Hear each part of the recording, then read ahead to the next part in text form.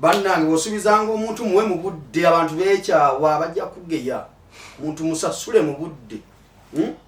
banna gwaluddewo naye nga gwa teguluddeewo sinaku bbiri transaction yagala tuzikolere tuli ne muva Bulaaya Dubai abeera muva Bulaaya gwamanyi muwabi mungu na Uganda ababeera mu Uganda simanyi fo babe Dubai tuva Bulaaya akala abava mu kyondo ky'Omuwarabu kati ndine muva mu kyondo ky'Obuwarabu Dubai ndoza naye Bulaaya okusinzira ku ntegera y'omuntu osobola omuyita Bulaaya naye ffe abasinga tetwewanika nnyo nti tuli Bulaaya waliwo omuntu omu kuba kiri abe Dubai abeeyita muva Bulaaya Mr. Abroad naye nze nsuubira nti ekyo ekigambo akikozesa bubi ffe tetuva Bulaaya kitegeeza Europe oba kale America yinza okukyogera bwe ffe tuva mu kyondo kya Buwarabu oyinza okiyita tuva mu Buwarabu tuva mu Gulf countries tuva mu otwaza mu Buwarabu basekadama kati goli sekadama sekadama wedde emirimu kati sekadama oyindo wagenda dye mbwa sekadama ndi mu myaka kati 10 plus nga nkola bwa sekadama emyaka gyemaze mu Dubai ngokola bwa sekadama emyaka 10 ate nga mbwenyumirizaamu nnyo obufunyemu bukiriisya kati nze omusajja sebo nina media number 7 obaito kimanyi badde sikimanyi okubeeko bikikokola njala kulaga nti sikimanyi nina media number era soon ojja kulaba nga nina ebyuma byolina sebo Mr. Divosh Bas TV mu myaka 10 okyanoonya ate byenina ati katika kunkuwulire bwe tuba tugenda ebula bwe twogera ku achievements omuntu ojja muga nti nabadde Dubai maze emyaka 10 nguze kamera tutumya achievements endala okugula kamera n'omuntu ajja kusekerera nti nva Bulaaya ate akoze atya nti nagula kamera nenkola media nti kyenfunye Dubai mu myaka 10 mpulira bwolowooza okugula kamera si achievement kisinzira target yo mubanga katika nkubulire kino gwabadde takimanyi teri muna Uganda ava Uganda ng'agenze ku kyeyo nti agenze kugula kamera batono nnyo mpozi era ng'abadde mu media n'agamba nina gadget gye njagala abazi ne shooting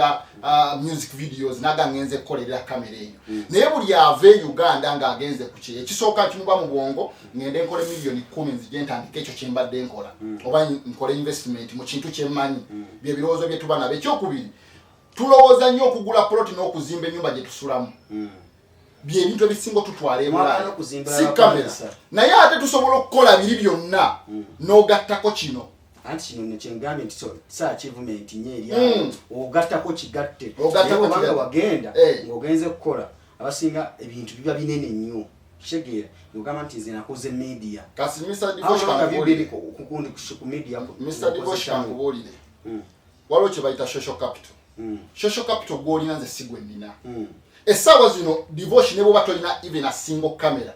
still you can survive in Uganda media houses nyingi nje sobola okuhayalinga okola omulimu alina kamera nyingi balina gadgets bwata sobola kukola kibayita social capital nyinzo okubanga nguze ka kamera opo nenga tako ne social capital gwenzize ngambye ulinga within that process of 10 years ngendo okudda wano sebo ngandi munene golyo yali kingo gende Dubai we nali ngende Dubai nga buli muntu omulala yenna nze nali nkola mu electronics sirina kintu kye electronics mu nsi wandoza kisitundangako nebyo byonna byolina mu studio ebya sound ebya waka byonna bwe nali nkolanga mu duka balita Mukono Electronics Mukono nga dene bimu ku maduka agasinga obunene ndoza Mukono district noba ne mu Kampala naye bwe natuuka eri nagamba kankole emyaka eki era abantu bennasangayo nga bakakola emyaka 3 nasekerera ne basekera ne bagamba nimwe mukola kiwa emyaka 3 okuba kyeyo nuka kangedeze njeka naye nze ndi mu 10 kati jukira anti gwe bagamba so ombuzizza wagenda kola bwe ntuuka eyo nali ngenze kunoonya million ekinene nnyo 10 nkome wano nkole ebyo bye nali nkola wateka mmeka ng'ogenda ateeka mu dola nga tubalire million nga 7 ng'ogenze kima 10 nga ngenze kima 10 ati njukira abayola katika nkubuli kino divorce tola bantu milioni ezo 5 naziteekamu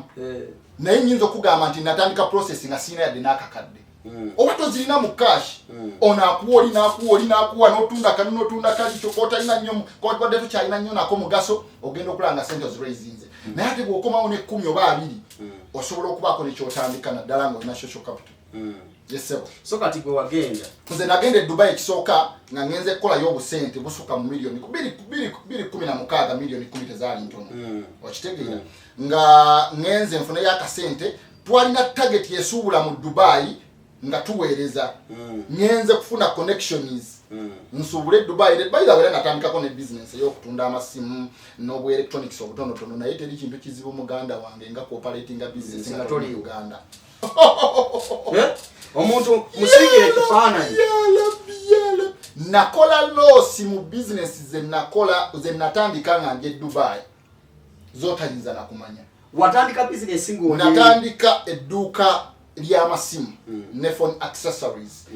nengattamu ne electronics olwo nyingira kali akalandira mu myaka 3 gye namalayo nga bwe nagamba nsuubira nti mu process eyo we naddira ng'edduuka ikoze eki lirina kye likoze nasooka teekamu milioni zinga 7 mu kutandika ne stocking ebintu nempeza milioni 15 ngambyawo era mukono mwe nali mpangalira naye amazima ga Katonda omukozi bw'oba toli Uganda olamuni bw'oba Uganda omukozi kye yankola nze ndifasizemu kutandika business nga kiri Uganda omanyi omuntu okutunda essimu essaawa zino n'agenda n'agisuubula wali n'agizaawo naye ng'omusasula omusaala omuwa ekyokulya n'awa okwebaka nga agije mu dduuka agitunda mu dduuka n'agenda wali n'asuubula n'agizaawo n'alyako amagoba oba 5 oba 3 n'akulaga teyatunze n'ogenda okumaddiza nga buli mwezi olina loosi ya mitwalo nga 8 ku 7 natuuka akaseera ne ŋŋamba naye edduuka nfa nalyo lyaki nensooka nendiwanika nembiteekamu sisita wange abagozi bonna nembagoba sajja wange katisi yakola edduuka ly'ebibajje katisi ongojeko no katisi ono ali ateka ebivulu Dubai omumanyi emulira katisi mumpimpi munene Dubai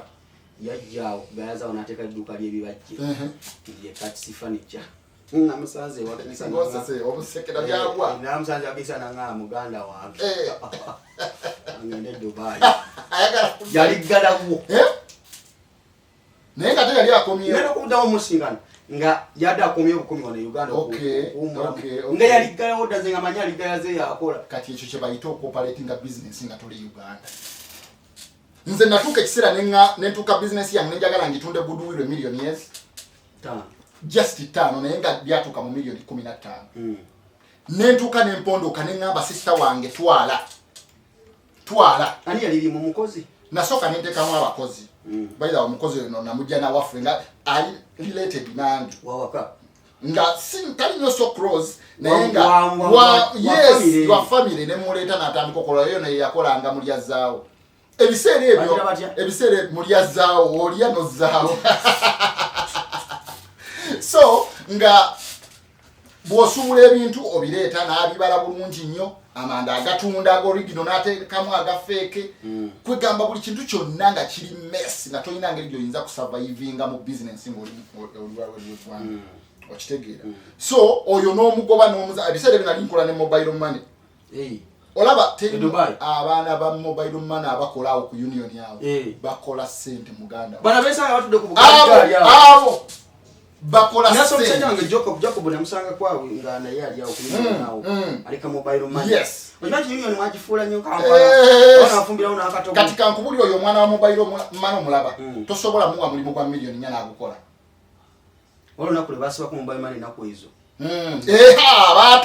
bataawa ku masimu kubeerako milioni 10 milioni 15 2 oba olina gisitula gizza Uganda eddemu ekole okuggyako waliwo bye banyiganyigaawo ne bagityankalanya neddako kati yakomawo network ampuli yangu yakomawo mobile money Dubai ekola etya omuntu ali wano Uganda e Kampala agala kumanya kati kankubulire nze bwe natandikira mobile money mu 2018 ebiseera ebyo ng'okola transaction emu ya milioni 5 bagikyajinga $2 mwezi $2.5 za sente meka wana $2.5 jiringa emitwalo nga 7-8 7-8 nga $5 zijeri naye kati sawa zina $5 za bida munga 3 ana naye ate bakola nnyo kusinga luli omanyi lwaki kizibu kati okusanga omuna Uganda nga agenze mu exchange nti asindika sente si kyangu reason being mobile money was nti olutuuka wali ku union omugampa emitwalo 5 zituukirawo ku simu yo naye ate ziri exchange companies kitwalamu obudde kiyinza okutwala essaawa 4-5 edda we twasindikira nga wenkugambire nga kitwala ne 12 hours oba 24 hours okitegeera so kati process eyo nti yayanguwamukko kati abantu ne babandoninga zino process z'okugenda mu exchange companies okusindikira mu sente olutuuka njagala 5 kasho olusi baziteekana ku simu ye then naziza ku simu ye nazisindikira bayagala kikola ekola Dubai ezendala nga tezikolayo kakasa ezimu mobile money tezikolayo baga tezikolayo okay simanyi bulungi kubaza struggling ako mu nsi abali mu America batera ku send wave kakati kiri bwe kityo olutuuka wali esimu yo ogiteeka ku roaming bw'otwala zino mobile money agent lines eri Dubai zisobola okusooka nizikola ennaku 2-5 wiiki mwezi naye ziyinza okugeranga kuliko miliyoni nga 7 network nevaako ne bwoba okoze otyanze ebiseera ebyo bansibirako layini zange kuliko miliyoni 10 nemmala nazo kyokka nnojjukira bwe tuba tusindika mobile money ebiseera ebisinga nze bwe nasindikiranga nga sente ezo abantu bazikuwa nga musala gwakajja nozirodinga bw'omala ozirodinga n'okasuka kati mba nakalodinga bwenti miliyoni 10 ne bazifreezinga imagine ogenda kujja wasente z'abasajja jjukira mukole mu kampani y'emu abakulaba akusindikira akamesegi sente ozitaddeyo olw'okubanga naawe oyagalako buli omutwalo gumu n'ekitundu ku buli transaction gumu 2 gumu kitundu 2 okuŋŋwanya n'otwala ne basindika then n'otandika obbagabira oba okategeera layini ne bagisiba natoba n'abasajja nanoonya ssente ne wayita omwezi mulamba nenfuna omwana traveling najja wane Uganda olwali okutuuka obwali ogissa mu ssimu bwati sister wange sente nga network ekolerawo nga talina nakyanyize kati zezo mobile money line kati okusaba yinga bakikola batya olina kukozesa personal line kati ng'eyange nti yesigala ku roaming forever mpozi ng'ogijjemu mu line n'omala ebbanga nga togikozesa kati bw'ogiteeka mu simu transaction buli kimu mobile money kikola bulungi oba ogula airtime oba okola ki everything kiba kikola kati ze bakozesa nti zo tebazisalako yes bamutemayo zino sending fee 2-3 tiziwala na 3 always mostly expensive sending ebayandoza 12 kati obwe babasalako nete bwe affectinga kubanga already baba bafunye sending fee olusi mutwalo gumu kitundu 2-3 ate bwo okusindika miliyoni kumpi nga 10 ayinza n'okuggyako emitwalo nga 15 oba 3 kubanga oyinza okuba olina kyogyetaaga toyagala genda mu kampani eri oluusi tolina emitside kubanga eri beetaaga emitside oba passport tolina kino waliwo bano banyinaffe abakola bino aba batabana biwandiiko teeka abalina zisindikakubya akasente ke ali kaliwali kati oyo tosobola kugenda nti agenda kusindikira muki mu exchange companies ezo nti asindikira mu sente kuba batalina ne union embaniasi mwagifuula nyo Kampala simanyi kyalinga bwe yali ng'abaana bafundirako n'akatoko ku kituufu yeba bitundirako naye ebiseera ebisinga siba nenya abannayuganda tebaali bangi nnyo sigiri bazijjabwa babifumbira wakati babireeta ne bafunira gye bapreserving nga nebibeera nga biri fresh nze nasangako gundi kalinga kasigiri ku baniasi nedda sebo tebaleetako sigiri kupa kali nze sikalabako genda kubaniasikwanti ennaku nebabayiganya naye abaana bafuba n'ensenene zabeera leka nkuwulire lwaki abannayuganda abasinga abo ba ending up nga banoonya basurvivingiramu egyo emirimu lwa nsonga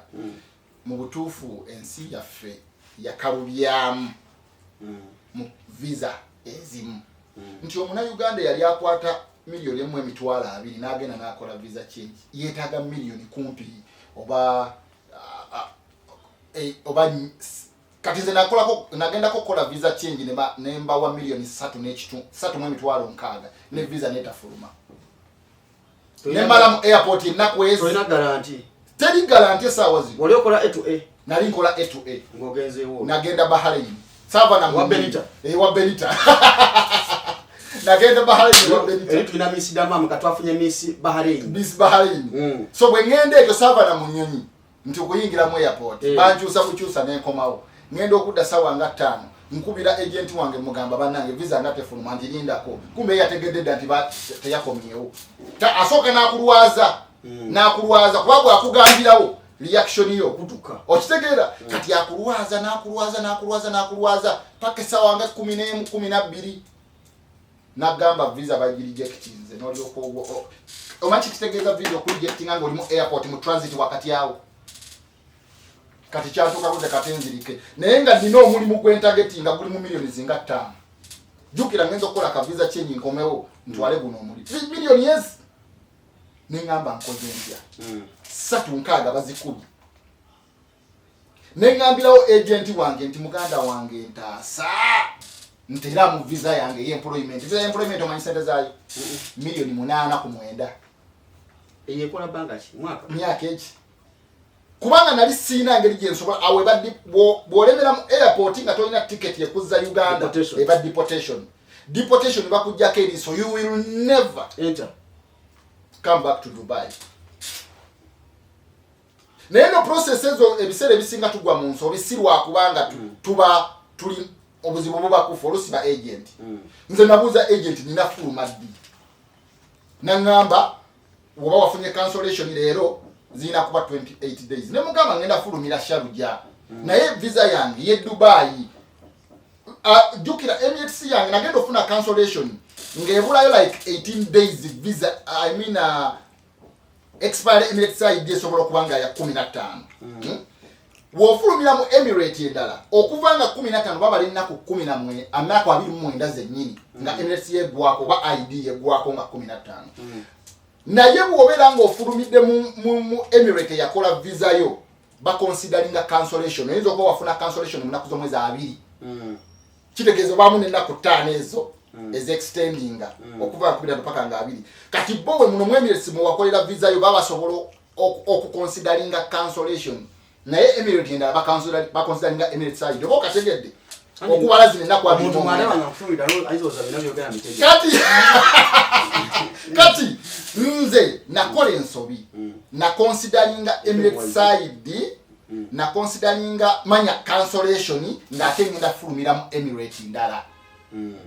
obo kategedde ngendo tuka ku airport ne bankube emitwalo 7 za overstay na ku 5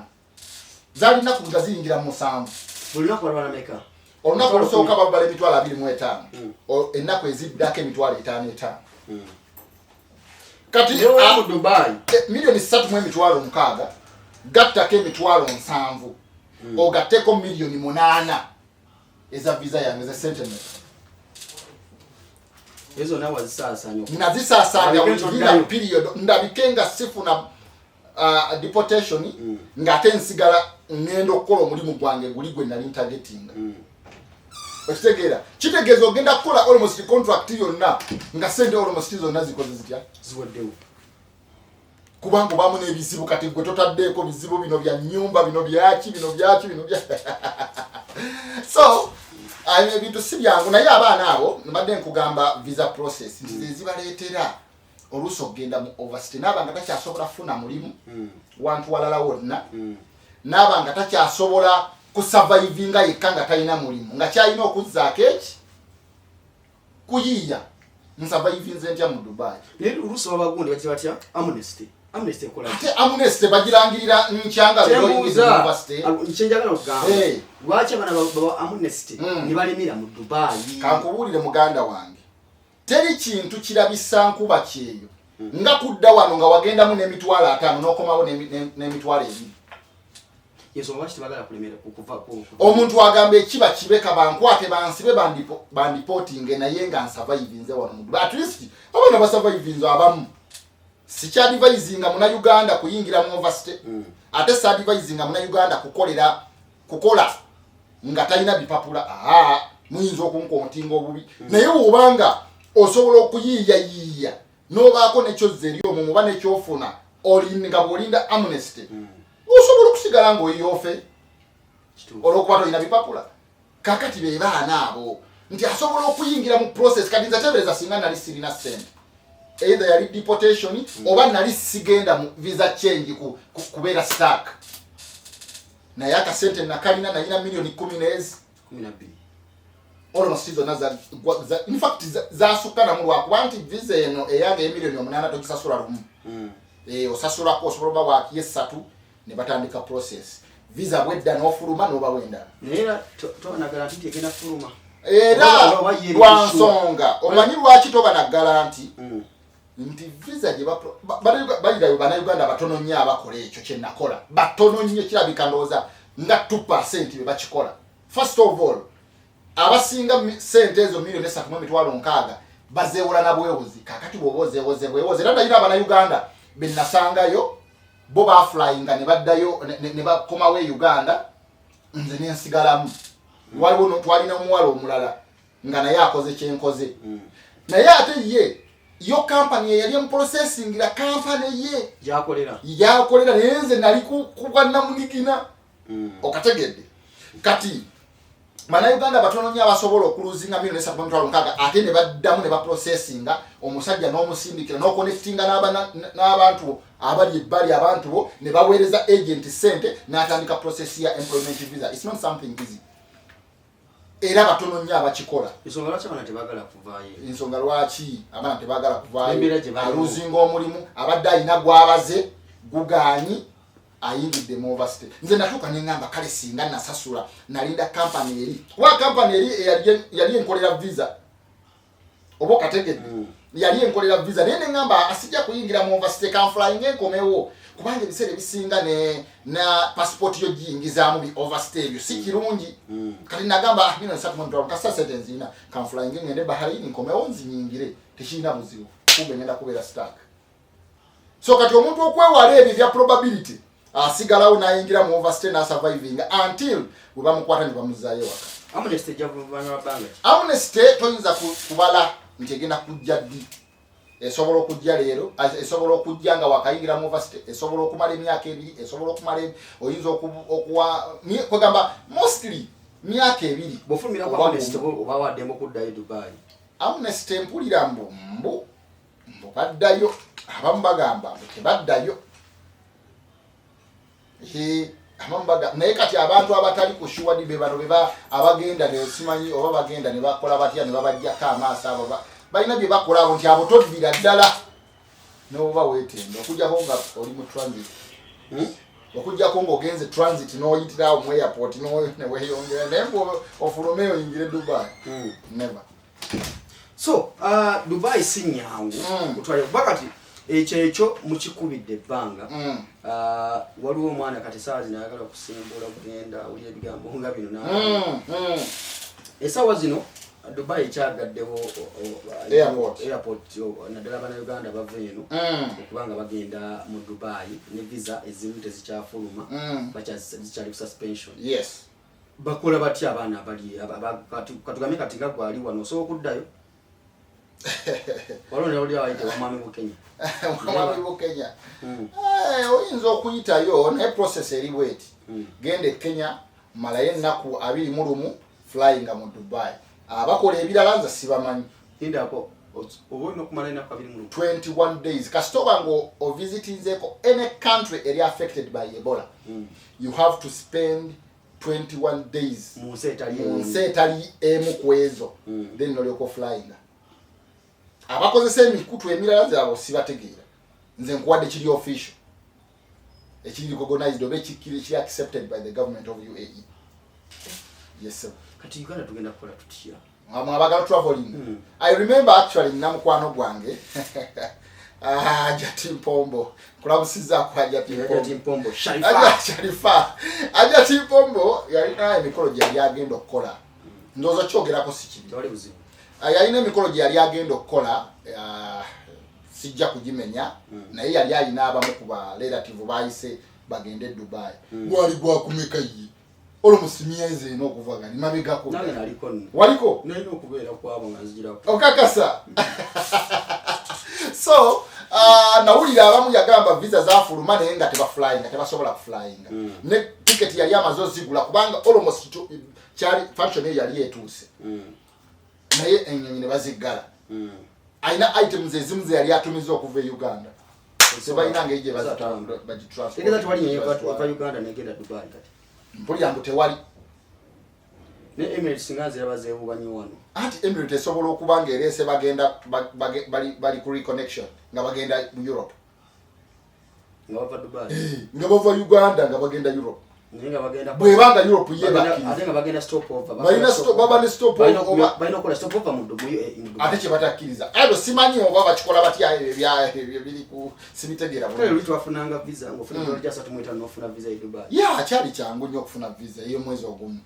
ngo twakugira kati sawa zino nga visa yafulumye bagifunye da visit visa kyali ngawo naye ebiseera bisinga abana Uganda ffe tusinga okwesula mu buzibu nti ebintu bye tukola ngojeko ebola baba wale batuyigira batukola njagala okutegeeza olusi kali abanaba na Uganda olusi tukozesa buyo omutimbagano bana abasajja balina intelligence gweteka mu buli kyoyagala kyonna essaawa zino teeka mu TikTok nti abana Uganda kati bagenda batye Dubai essaawa zino ojja kulaba video z'abana Uganda nga bazikoze naye gwolowooza bali aba intelligence abakola aba investigating kweyo kumbere inzo ya abana Uganda basobola creating awo ku ingredients yabo baba tebakimanyi nti nsobola okukola bwenti ne bwenti basobola kirowooza gwolowooza tebasobola kirowooza ateka butesi oba mu TikTok oba wagenda okulaba ng'oli yavaayo n'abinyonnyola byonna ate baba ne ba CID abana Uganda okimanyi nti mu Dubai oba mu UAE yonna buli nsi balina ba CID abamanyi ebyeyensi kati uzikira isera Dubai batugamba nga nokujja ne show money okwita ku Emirates kati ntuzuula nti woyite Sharjah ate tebazikola tebabisaba umwana nakola video oso kwite Sharjah kuzenga na kosa ARB emirundi eji esatu sikanye kalungi naye twakakosa okakajawa kagenda Sharjah umwana nakola video abaite Sharjah abana basajja baluza tutegeera asalida amagezi wete kwata ticket yo funa nyenya Arabia ejja kutwala Sharjah onyenga tebakubuziza kintu okategedde walita onna ku ngazi zo nagamba ne Sharjah batasa okategedde kati ye embeera bisere bisinga tu advising ne message ngenda gisindikira abana Uganda buli woba ngokola video okulabula abana Uganda baake ebintu byewezibira baake ebintu byewerekera basomese naye baake ebintu tobera direct buli kimu kikubewo nga bwe kiri bana basajja balina intelligence basobola okukola investigation nga bagala okusafeguardinga ki ensi yaabwe bali moto yaabwe igamba for the next generation kati bo bakolera next generation kati goyagala gisaanyaawo nga tebannagituukako obo kategeera bwe batyo bwe bakola omukulembeze wa Dubai yagamba nti nze kitange yavuga kamera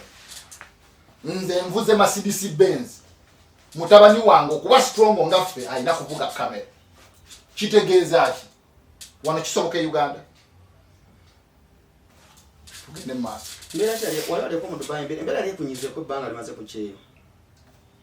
nze nalirake nga ngende Dubai lwansonga nze sebalira nnyo omanyi Dubai bw'obeera nga oli mu jagujagu ebiseera ebisinga osobola okusurvivinga mu mbeera yadde wabawera watuuka ne wakunyigiriza nze nagenda Dubai nze saagenda ku visit visa ngeze kunoonya mulimu nze nagenda nga security guard nali Uganda wano nga ngamba nze okuva e Uganda ninagenda nga nfuna million yes bwe nagamba ngani naye natandika process y'okugenda e Dubai nenzikirira paka ku mitwalo 8 nti antwala yenna kastanso abanga asobola okumpa emitwalo 8 nja genda kasito yingira mu process ine ngeri gye kufunza bwe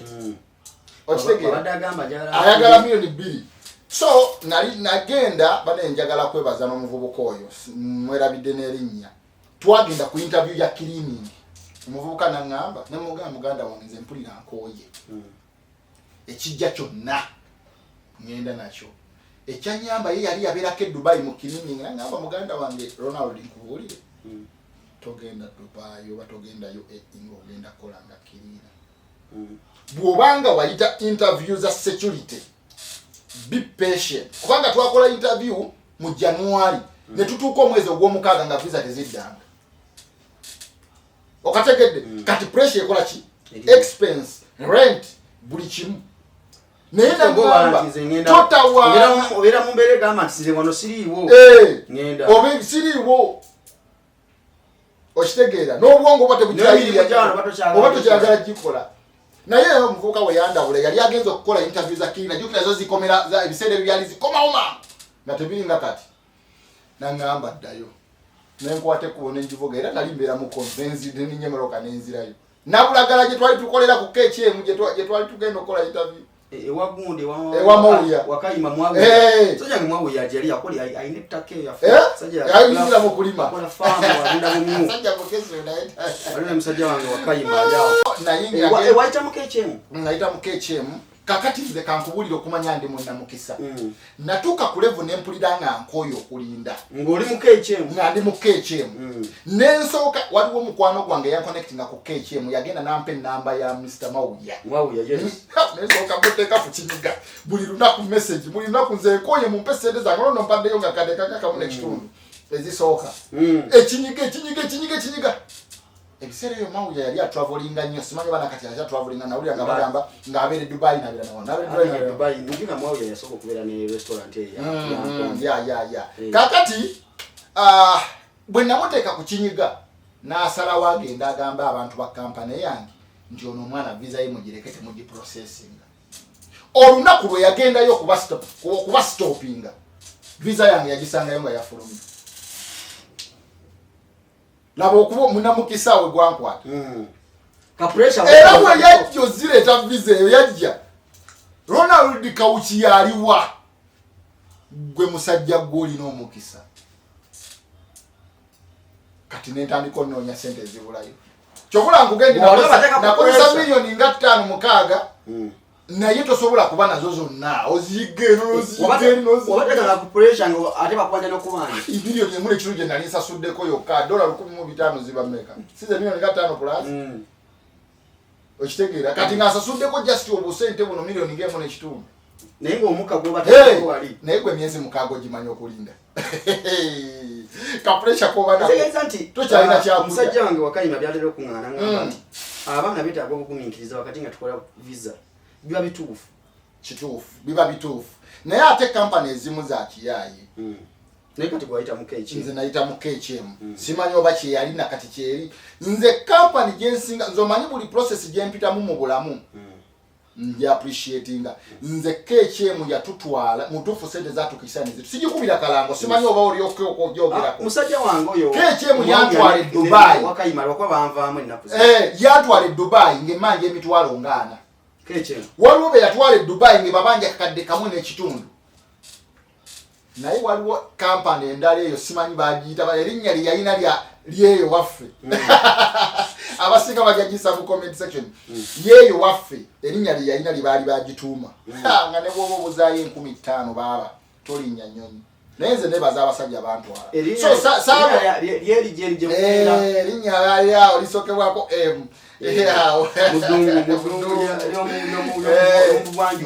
mu Ssemazingo mu kitundutundu ekyo ekigatta ensi ezo yerinnya lya kampani mu makati g'eddungu mu makati g'eddungu g'obuvanjuba oba bwekityo bwe kiri bajja giteeka mu komenso kakati nze nafuna omukisa nengenda n'omulimu era nenkola omulimu ogwo na musajja yampa kampani ekyasinza okuba ennungi mu Dubai mu security eri kampani nga ne bw'oba okoze eki mpozi nga gwagambye nti nkooye teba kizibu okutaminatinga location zibaawo newe baluzinga contract batya ne baluzinga contract y'abaana nga 10 babanyiga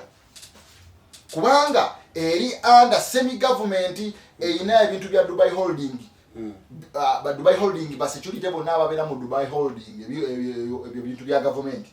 bonna bava mu yo company so eri under Dubai Holding so kyali kizibu nnyo okutamiti okugoba omwana busumanye muluzize contract eno waliwo bwe twaluzinga contract ya Dubai Mall eyina ba security ng'oba bimeka njimanyi naye yabanyigani so that company yali nungi esasula bulungi every 24 of the month abimunye kusasula sente ngobuzaayo wiki number omwezi ogwo gugweko ne kusasula paka nga 3 eringa YouTube bwekito bwe kiri so kati kugenda ofuna saafuna buzibu nenyingira mu security nenyingira mu nenvaamu nengenda mu sales ebiseera ebyo nga nenkola nga tour guide esawa zino currently nkola nga tour guide mu Dubai mu Dubai era abana Uganda bano ne minister Nakawuki Suzanne nze Kawukiro nadi nze eri tusinga kola ku ba Russia abarasha batambula ensi yonna kubanga ensi yabwe nyogoga nnyo ebiseera ebisinga balambula nga bw'okiwulira nze mbeera connected ku Russia era Suzanne Nakawuki nakunoonyako nonnema okufuna nze abalambuzi nsobola okukuba ekikopo nembaako kyengatta mu industry ya Uganda eya tourism kati mwembeera mu Miracle bakyatya garden bakyatya eyo Miracle Garden mwatambuza y'abantu bagenda yeyo Miracle Garden simu enkolera yadde nakyo kifo kya government nange ekifo kyenkolera musijja kimeshoninga wano naye kya government kiri under Dubai municipality tumubeerayo ebisolo nga bw'obiraba wano bonna ebisolo ebisangibwa mu Uganda gyebirimu emisota gyonna reptile house gyeri erimu buli kika kya musota erimu ebisolo ebiva mu Asia manyi ebisolo bya Asia ebisinga ate mu Africa tebiriyo kati obadde okimanyi nti tayiga esangibwa mu Asia yokka teri sina mu Uganda teri tayiga mu Africa tekisoboka naawe sigamba zino ez'omuzu njogera okubeera mu natural habitat kiregeeza ensolo ng'ebeera mu nsiko ye natural habitat yeyo teri nsolo ewangaalira mu Sahara ya wano okitegeera asi Sahara ebitundu ebyo gye zibeera teziwangaalirayo kubanga eri ensolo tayiga si nsolo tedduka nsolo yakuvungiikiriza katesobola kuwangaalira mu open area ngene ya savana grass oba savana obaani ejjukira eri open area temuli emiti kali wano katika mu ndowooza obiraba ku documentary tesobola kuwangaalira so ewangaalira nnyo abantu awaziivu nti evumba kitabuvumba kati zibwetu erina amaanyi kati eteega esobola n'okuvumba katira crocodile negijja mu mazzi nejambusa ku muti kati wogiteeka mu mbeera eno eya Africa tesobola kusurvive kuba tesobola goba tedduka bwenziruka tengoba gwodduka mpola naye njogera ku gazelles njogera bagamba tayiga edduka tayiga lion zidduka lion tayiga tesobola kugoba gazelle ogimanyi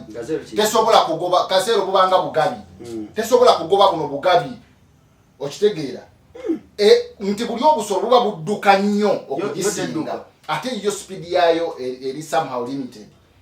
okitegeera kiringanga ne olaba ne leopard muno mu Africa era nazo zizinzi tezidduka nnyo nazo zizindikiriza buzindiikiriza lwakuba nti zo zirina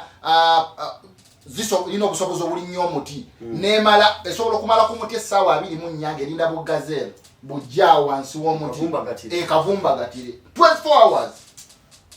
so ensolo ez'omu Asia ndala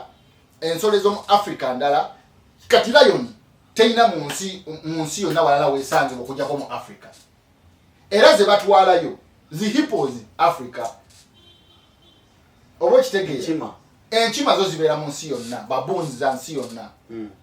zibeera mu nsi kiringanga bw'osanga bwe kiri ebisolo ebisinga mu nsi yonna bisangibwa mu Africa mu nsi yonna naye lwakuba nti buli continent mulimu ebiri mu Uganda mu buli continent mubaamu ebisolo nga tebisangibwa mu continent ndala kati katugeze ebisolo ebisangibwa mu South America eri mu Argentina eno tebibeerayo ebimu ebisolo ebisangibwa mu Atlantic eri mu ice Atlantica ebitambulira ku ice obiraba ebyo tebibeerayo lwakuba nti eriyo kye bayita kati nga bwona alaba zi wolf eriyo desert wolf nebaayo ne ice wolf oba wolf ezibeera mu ice mu muzira ezo zo za njawulo nebaayo African wolf okitegeera so ziba wolf naye ngera za njawulo zirina characters za njawulo ne behaviors za njawulo so ebisolo muli musangibwa mu bisolo by'omu Africa Asia ebisolo mu South America ebisolo by'omu ddungu bisanga ekyokolera yes ebisolo by'omu ddungu n'ebisolo byonna ebisangibwa mu nsi yonna n'eby'omu Europe kati obadde okimanyi omanyi ensolo mmeka ezisangibwa mu ddungu nga zisangibwa mu ddungu nga nakyo habitat yazo ddungu oba kyewandiise desert mbulirayo ebisolo bibiri tayiga tebeera mu ddungu tayiga Tiger ya Asia letebera mudungu. Tiger nkugambye kati muziyisa kizo. Ziba ziri nyama. Tiger kintu kyasinga okulya enywa nnyo omusaayi. Naye ekikolanga eri mu natural habitat yazo sobola okukwata ensolo nesinga ginuna mu musaayi n'okulya kenyama ntono. Naye kati wali okusinga basinga ziriisa nyama. N'ensolo zo mu Africa bazitwala yeri. Naye zibanda human care.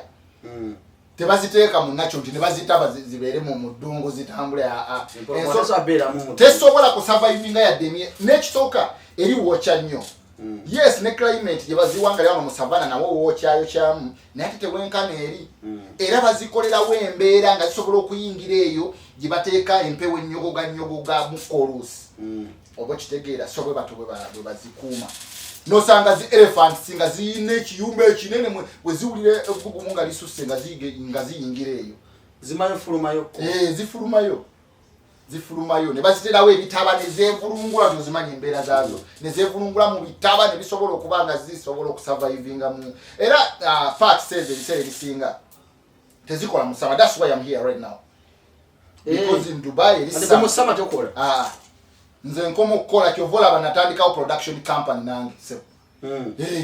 kati oli mulumula ebiseera bino okuva mu mwezi gw'omukaaga paka gwa 10 mbasikola ne basigala okusasula tebakusasula. Eriyo company ezimu ezikola si buli company titekola. Eriyo company ezimu zizu ne wodirayo damu no yes odamu okukola singa performance yo yali nungi. Era kyovola banze newunya oyo mwana oyo Benita ebintu byakola feri ewaffe nokola mistake yonna. Nze ndi driver nze Dubai mvuga era mvuga abalambuzi naye ne bwokola mistake yonna ng'evudde si ku ggwe season ejja oyinza obutaddayo yadde ng'ensobi tevudde ku ggwe. Ensobi esobola okukolebwa nga ggwe mukama wange n'okola ensobi. Bw'okola ensobi n'enkugambako lwaki okoze kino ne tutandika okufunamu obukuubagano obutonotono. Gwe mukama wange gwasalawo season ejja nkomewo basikomawo. Era bw'obanga mukama wo bakunyiizizza atya tofuguma kola kikyo ekirungi nti wali basharing responsibilities oba ozimanyi nange mba nzimanyi. Nze wemba tour guide driving tour guide I'm driving at the same time giving tours. I'm guiding ngolabira abantu at the same time I'm guiding. Yes, kino kikola bwe I'm driving at the same time I'm guiding. That is a lion. Yes, no. And you talk about it. Okitegeera eno gundi n'ojogerako n'ogiwa fun facts ebintu ebisinga oyinza okusesa abantu si buli kimu nti etambule otsokulanga owa fun facts kati singa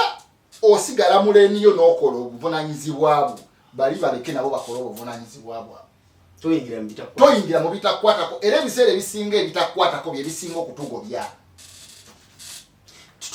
Tukireko Bahrain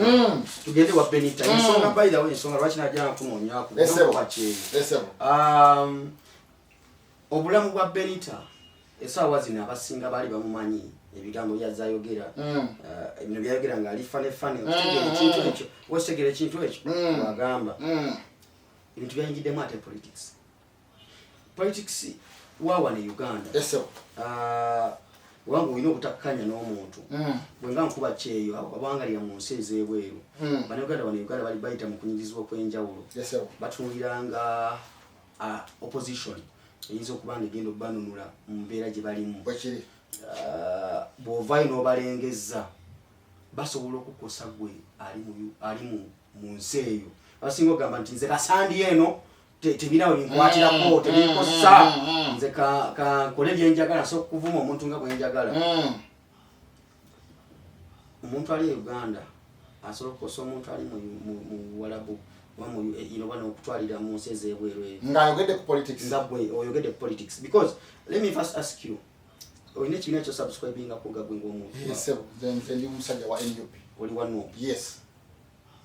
essaawa zino bagamba nti abanannupu bawagira NUP omwana ono yava ku line po mukusokera dalinga wa bwe kiri wanchuka chuka ngakola bi audio bye bwe bityo yes ngera abantu bamwagala nnyo bamu era afu wano era bisere bisinga ibyo byamuwane following wano mu Uganda nova inodda ku ludda lw'abantu abantu nabakukirizamu era olawala King Saha ngali ku ludda lw'abantu era ne mu concert olanga nabaddeyo na streaming live nti Benita yatuka nabisoka ekisera nalaga nti yavudde ku ludda olunyigirizibwa nadda ku ludda olukola ki bagamba olunyigiriza era abantu bagamba kato tuvuddemu naffe ogenda tula buli kyayogera kyonna nga bagamba naffe kijja kukulagako basooka ne bamulagako awo ne bamuleka n'ennaku zino vlet waliwo ekibaddewo ku company page abantu bananuupu bagamba nti bananuupu ne mulumbayo kino kyosooka affectinga omuntu nawe wakomentingako soka tandikira ku lugendo luno otuusiza Benita mu mbeera gy'alimu ne bagamba nti omulimu ayinza yagusuddewo neera abasinga agamba kyaka kyakiyayita n'akuva ku mulimu tutunire olugendo lwa Benita okutuuka wano waali essaawa zino so biraba soko tumutambuliza kati kanjagala nkukubira tochi okuva Benita bwe natandika omufollowinga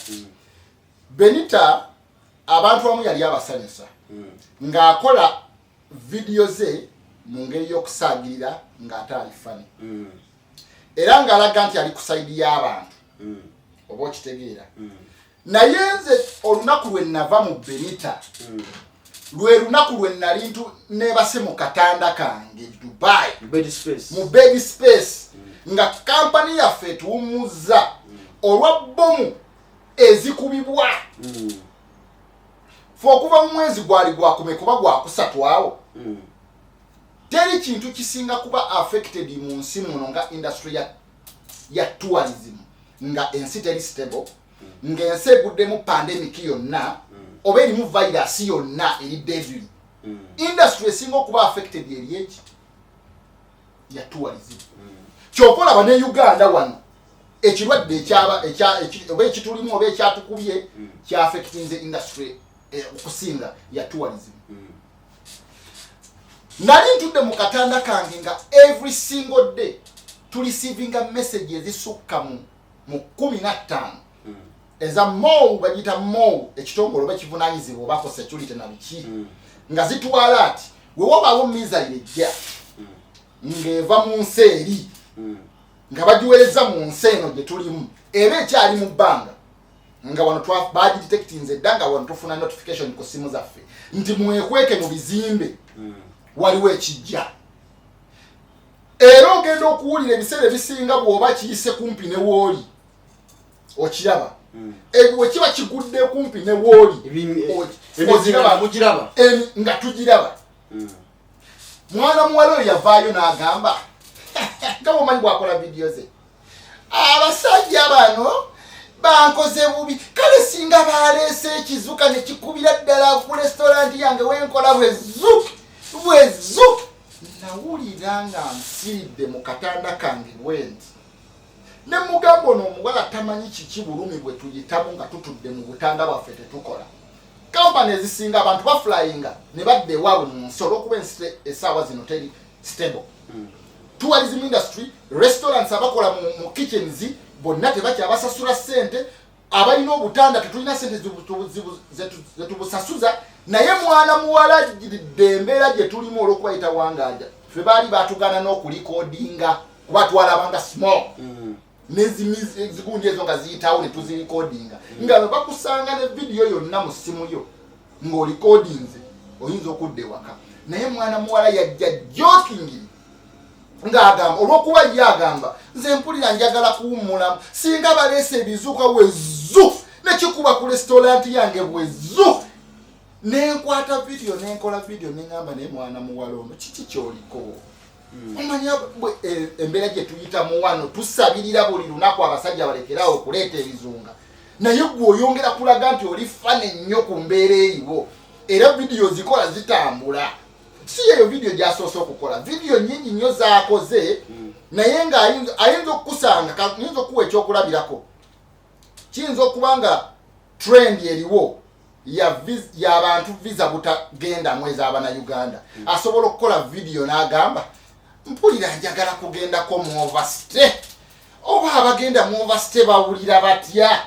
bwatyo yenkola gyakola mu video ye naye nga tamanyi nti waliwo Munnayuganda eyakutte milioni zenga 4 oba 3 n'ekitundu n'agenda okukola visa change ne bwe rejected kati ye n'akola video mu mbeera eyo olw'okuba kyekiriwo kyekikola kyekitwedinga si gwe mulundi ogwasooka okukola video era n'agenda okulaba video eya ng'agamba omukulembeze waffe Robert Kyagulanyi Ssentamu nti tajja bannange ebulayo ennaku 3 abaali bagamba tajja kulayira nga ntulaba ntugamba nno mbagamba ajja kulayira kwegamba ng'akolera yanoonya kiki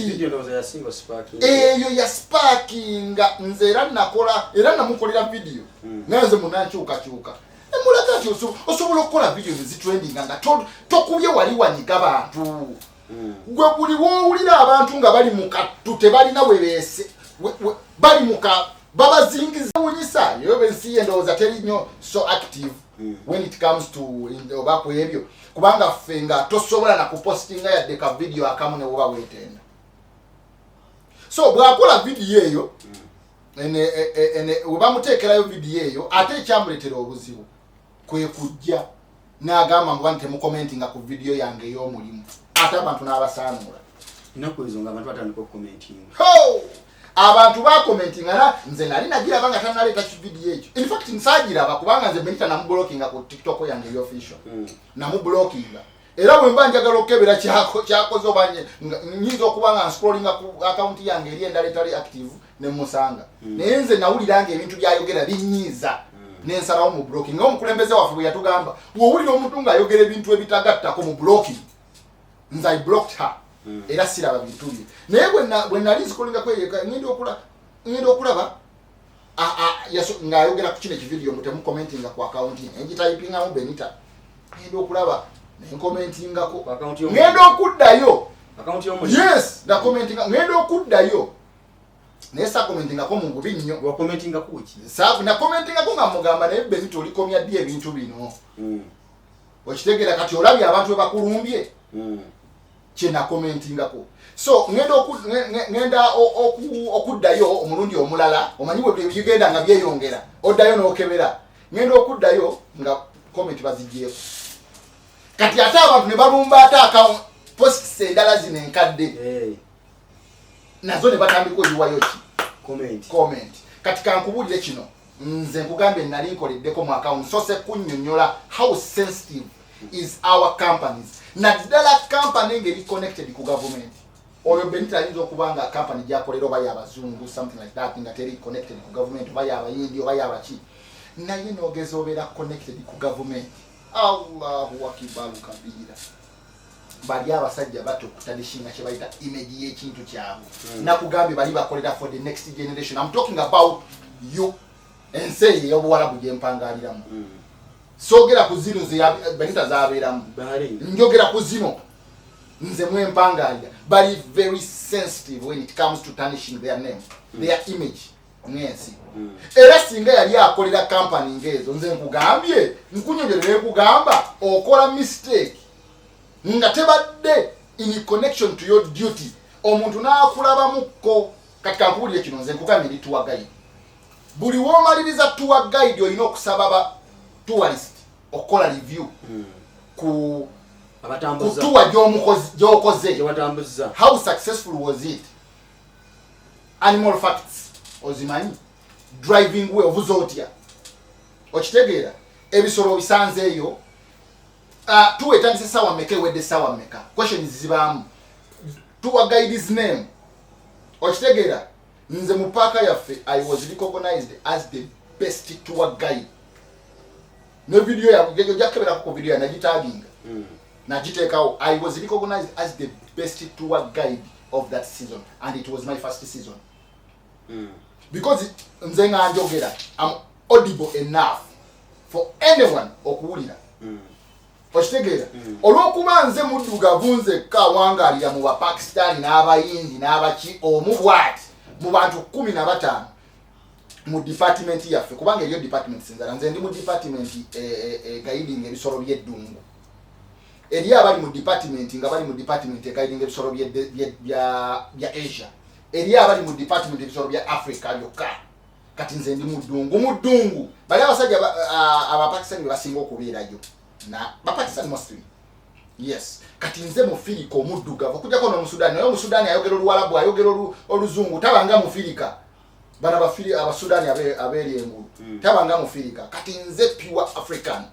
aliyo okitegera so okusurvivinga mu bantu abo is not something easy bakukuwa oyogera olulimi gwoyogera olwabo bo teboogera lulwo oyina communicating nabo mu luzungu okategedde kyokka bo boogera mu lwabo ate tebaagala obeereyo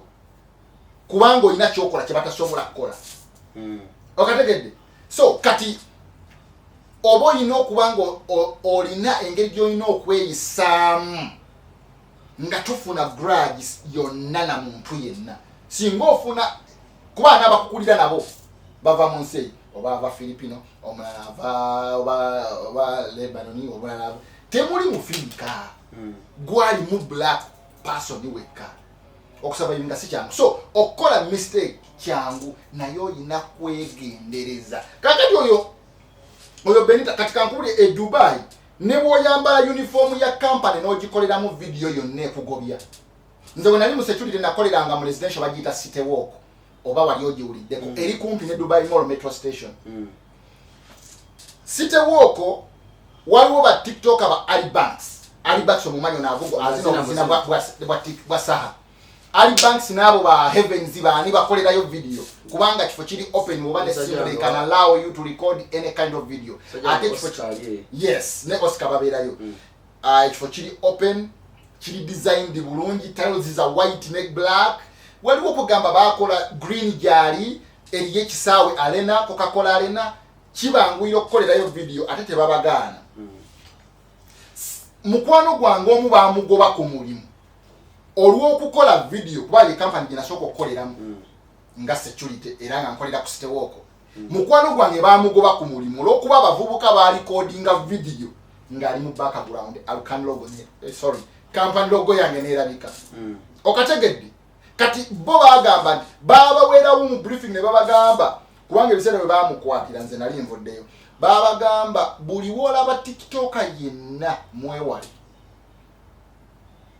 weewale okulabikira mu video ya tiktoka etanishinga erinnya lya kampani yaffe okategedde so just a minor mistake yeeyo okulabikira mu video ya tiktoka negenda viral nekimugisa ku location kisobola okujisa ku location kiyinza obutakutamnakinsa mu company naye bakujja ku location oba kitegera so that is how sensitive ekyeyo tosobola kuddira ku blogingira ku bintu byaba oli mu company okola videos ne company gyokolera olusirogoyayo bagiraba kyokka oyogera ebintu ebinyigiriza abantu oba oyogera ebintu ebinyiza abantu there is no way you can survive kumwasizide munyigirize ekyo nakugambye kyatandikira eri ku byeyakola bitajja kulayira simanyi mwatugamba tajja kulayira abantu ne bamutereka nga good life we yagamba nti lazima bali kufuna abanayuganda ne bamufuna kati mwamufunye ne munyiga ate sirina sure bagamba nti yali zayininze nze siri 100% sure kubanga waliwo ngambye n'okungamba mbu emiliyoni 3.7 ze bamusuubiza mbu ate omukyala yabadde abuukira kigaali kitambula yabadde agezaako waliwo audio gye nawe gyekisoso kuzanya audio gye muwulidde mbu ate mukyaka zaluddeyo nze nyinza okulwayo kisoboka kubanga ono government minister simanyi oba agenda zisaba zibeera official oba agenda kujja ku musaala gwe I don't know naye baminisita b'ennaku zino baagala nnyo ebintu ebitrendinga kyogamba gwe buli munauganda gwe bananyigiriza ogwendamu omutwalo gwa $. Naboze yavayo nawo nakugamba nti budget yo ya $6 billion 5 zisasula abakozi ba kitongole kati ogenda kujjangawo omutwalo gwa $, gwogenda okuwanga buli gwe bavumye ku TikTok. That is not how government is supposed to operate. Ekisebozibwa Benita bamugobye ku mulimu wate bana. Benito baba bamugobye bate bamugobye. Ate ne soka process y'okugoba nze commenting ku post yo kisoboka nkugambye ene minor mistake nkuwadde example z'omuna Uganda gwe bagobanga logo ya company erabikidde mu video ya TikTok. Nti Benita kisooka nga abantu bamugobye. Kisobokera ddala 100% correct kubanga Dubai we don't the way we operate in Dubai is not the same way they operate here in Uganda. Abantu abasinga omuloko bahali nsiza ddungu almost zina system yemu. Ensi yonna kasita owulira Middle East oba oli Saudi Arabia oba oli Dubai UAE oba oli Bahrain oba Qatar oba wa almost the system is the same. Nga bwolaba East Africa osanga bode Kenya n'ogisanga Uganda ne Rwanda gyeri, so system almost yemu. Abasajja bali abaloko babazungu ebintu byonna babibookinga online. Bakebera kye bayita review, Google review. What the example nekugamba nti fe buli tour gyomaliriza you have to tell your tourist that they can go ahead and scan the QR code for review.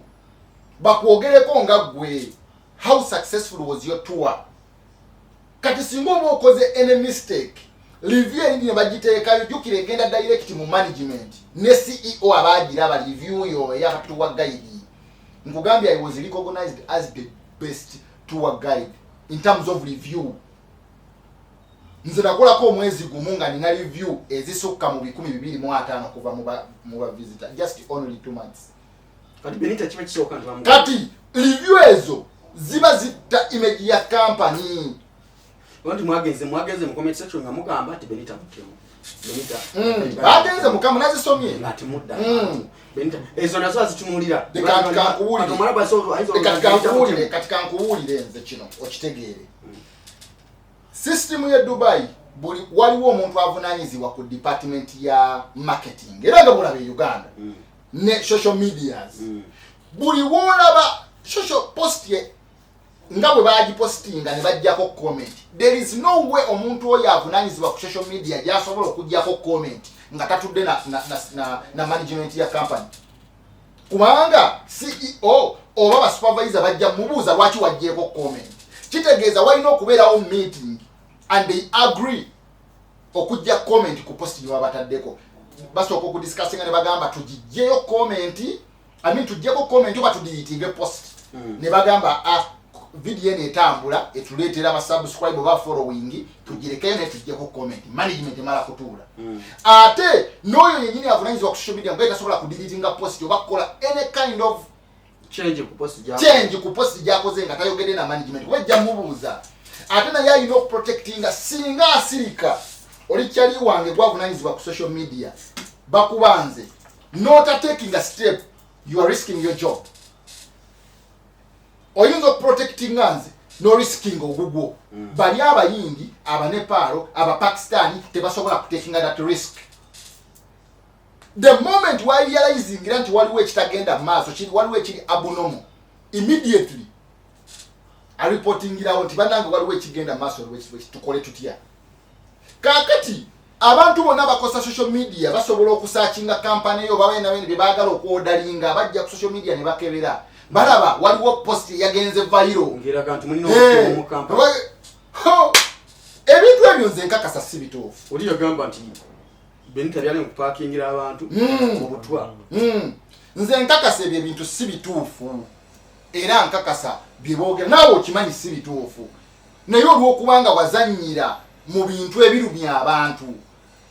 nabo basalawo bakulumye kubanga gwe tewalumwa bulumi bwabwe. Bali bayinza okulowooza nti kituufu kye baba banagenda kiwandika mu constitution. Newe kiba bakimanyi wuliriza ne bwe baba bakimanyi nti si kituufu. Ne bw'aba akebedde social media handle eyo customer ng'akimanyi yayinza obutakitegeera nti si kituufu kubanga tamanyi byafaayo bya Benita, tamanyi abafirika batwekengera buli kimu nga bw'obimanyi okitegeera. Naye bw'aba nga akisomye kirina engeri gye kikyusa mayindi ye n'atya n'okugenda okunywa akacaayi. Bwe woba okomenti nze ddala ku kintu ekyo n'osanga comments bwezi kyogendayo ogendayo togendayo otyayo. Ne bagamba that one killed disease. Ne bakira mu Google nga kituufu yafa. Okitege no.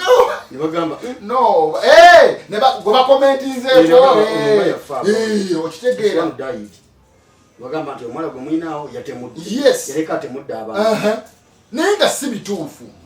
Naye olw'okubanga omuntu gwe boogeddeko yafa mu butuufu yafa naye bogedde nti ono ye yamutta n'amangi ge mutadde ku muntu Ssekinoomu mwenga banankyukakyuka nga mangi nnyo era yagambye nti kati mungobeza ku mulimu omuntu wamwe agenze mu buyinza anti kati ebyo era Benita yagambye sigenda kwetonda n'ateekayo ne posti n'agamba ng'erimu akayimba ak'obuteetonda akulaga nti era yasitirwa ali gumite asigala teyeetonze kati kankubuulire kino njagala ombulira abayimbi abaalumba Kyagulanyi abasinga tebaavaagayo ne beetonda ne bagamba eyo sikwatayo naye nga bayimbi asobola okusigala nga kuba music we naye n'agamba nti kino kisusse bannange mu nkole ki kati kino ekyalo ekiwala obuwala kino kinange kyekikoseza mu struggle ayina wanyenyeza struggle. Let me tell you something. Nze nakulaba account yonge streaminga ebintu bya NRM during campaign. Nabitunuuliranga. Wali ogattako wali otolako kuki ku NRM wali ogattako kale kangambe kusaidia NUP wali otolako wali ogattako NUP yes nga njitola ngo streaming ebya NRM ku NUP wali ogattako wali otolako nze nali nkola bukozi sente wali okola sente naye ng'olina go promoting that means you are depromoting olina gwossa wansi n'obaako ne gwoyambusa buli statement yonna ekolerwa mu process y'ebyobufuzi eba erina gwegattako ne gwetoolako bwe bakwata omuyimbi n'agenda n'aperforminga ennyimba ze n'aperforminga aba alina kyagattako talina kigambo statement yonna gy'akoze buli golooza lwaki balwanyisa accounts za social media ne baziteeka wansi lwaki balumba ababloga na yakoze statement ne bamuteeka wansi bamanyi nti olina kyopromoting olina kyogattako side Benita ina impact gyakoze kuno buli si Benita yekka ngambe essaawa zino si Benita yekka buli muntu yenna abaako statement yenfu gyakola oba ng'agezaako okubaako omuntu gw'alumba oba gwassa wansi aba alina kyapromotinga ng'alina kyassa si Benita yekka amaanyi si mangi ye yageetaddeko era ye n'akulaga nti nze ndi gumite mugende maaso nga tomanyi nti akola bwe mukomentinga ennyo nga mugende maaso nga mukomentinga tewagira repost yaba batugambye amaanyi ge mwamutaddeko ge gamweseza omutwalo gwa $1 kutana kutuuka yaba atugambye nti mugende maaso nga mukola ki yafunyemu omutwalo gwa $1 nga mukomentinga yafunyemu omutwalo gwa $1 omutwalo gwa $1 gwo gunajja buluddewo bulungi ate ndabye posti gyataddeyo essaawa zino egamba mbu bamuwadde $5,000,000 $5,000,000 gwe mutwalo gwa $1 ani yazimuwadde 5 mbwera ataddeko ekifaananyi kya minisita nti yamuwadde nti amuwadde $5,000,000 ate mu kamera thank you for $5,000,000 thank you for $5,000,000 essaawa zino ayiwayo posti nze njagala okutegeeza nze ndi mukubi wa kireyo kino kikosesa kitya Benita saagala nnyo kulaga nti nze sirumba Benita abampaana asusse naye excitement ayagala nnyo okubuukira ebintu ebitrendinga tafuddeeyo oba alina gwalumye oba talina kankubulire ne bona akola post nga yasaidi eri endala eyo gyagamba eya minisita era ng'erina beerumya abo era abantu bajja kumulumba kyogamba bo tebalina bibaluma alina kukola kikati kakati talina gwe yalumiza abaho teyamulumiza bagambye buno bagenda kumukomyawo bamuwe omulimu bamuwe omulimu mu gavumenti abaho n'avaayo n'agamba nti kino kikadaama ekiwangaalira ku Buwarabu kikomewo wano kyenkugambye okategedde nti buli kintu kyokola kati kinyigiriza oli owe NRM munne ate nga nono avudde eno nadde eri kyoba olina okukola twagala following naye omakinga sure nti bonyigiriza batono okimanyi nti osobola okuvuma omuntu wa NRM n'akutunuulira n'atabaako nakyakola omanyi lwaki ye yali mu buyinza oba ovumye vuma gw'olowooza lwaki we bayinza okwataakinga omuntu ali mu NRM aba NRM ne batalumba bw'oba ovumye vuma nze ndi mu buyinza bo obedde bali mamativu n'ekigenda mu maaso oba ovumye vuma naye bw'olumba bano abatali mu buyinza abagezaako okubanga bayingira obuyinza gwe n'obalaga nti bye mukola gasiya ate nno nga be bangi bayinza okuba be bangi ku social media oba ku ground sibe bangi simanyi naye bayinza okubanga ku social media bangi kati mukaba Benita manyi yagawulidde ku luno ku lute yagawulira bulungi naye ku luno yagawulidde era nze kyemusaba ngenda kusindika omubaka eri Benita Benita Abanayuganda tebakuyinaako buzibu ekyo kyolina okumanya naye lekeraawo okuzanya nze katonsuule mu katonzitire mu katanda Benita wali onzitidde mu katanda olwa posti ze wakolanga gwoba oli awo eyo nsi mu Bahrain gye wali tebyali bingi nga ffe we byali ewaffe ffe twafubanga okukola buli kintu kyonna okukikola tulabe nga singa baba ffe balina ne ka document ke batuleetera nga osayininga nga tubalaga nti tuyimiridde wamu n'ensi eyo simanyi oba wakawulirako era ka document nakasayininga nga nze Mr. Rovini nga mbalaga nti nyimiridde wamu n'ensi eyo kati ate gwe n'ovaayo n'ojja n'ogamba nti ffe twagala mwongero ebizuka okitegeera wali we tujja akawogo kankubulire nze essaawa zino ne baŋŋamba nti va Dubai sinnaba kuba ready kuva mu Dubai okusinziira ku kyenzimba sinnaba kuba ready kuva mu Dubai nkyagyetaaga kubanga social capital gwentaddewo mu Dubai kijja kumbeerera kizibu muzimba kamube muno mu nsi Uganda teri muna Uganda ddirwa amanyi wagenda kuva mu Dubai leka nkubulire nakugambye nagenda mu Dubai nga njagala malayo emyaka 3 nenkuba contract nenjimalako nyongerako endala nengamba kamalaize emyaka 3 emirala negituuka nagyo nesidda Uganda nentuuka ekiseera nengamba kati simanyi ddi it will just happen abruptly ndi kati nzizeyo Uganda kubanga buli wogezaako gamba nti stepping ojje wano ogenda olabanga tonaba kuba ready so Abanayuganda kati kankubulire Abanayuganda twafuukanga Bayindi twafuukanga Banepalo twafuukanga Abafilipino Omufilipino tamanyi ddi lwagenda kudda Filipino in fact bo babaagala nnyo lwaki sente zaabwe bazispendingira omwo whatever they get bazispendingira wano fa Abanayuganda tukyazisindika e Uganda oba kitegeera so bo babaagala nnyo kyovola abo Omufilipino agenda okupangisa luumu ng'eno ne balimugamba million 3 Omunayuganda ne balimugamba 5 tebakwetaaga